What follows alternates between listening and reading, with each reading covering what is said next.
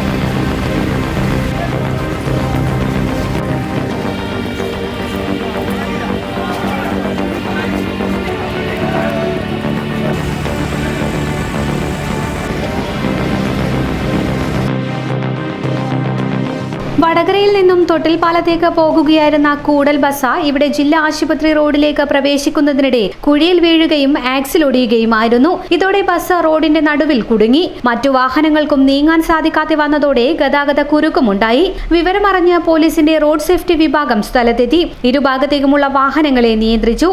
തുടർന്ന് ക്രെയിൻ എത്തിച്ച് ബസ് ഇവിടെ നിന്നും നീക്കുകയായിരുന്നു.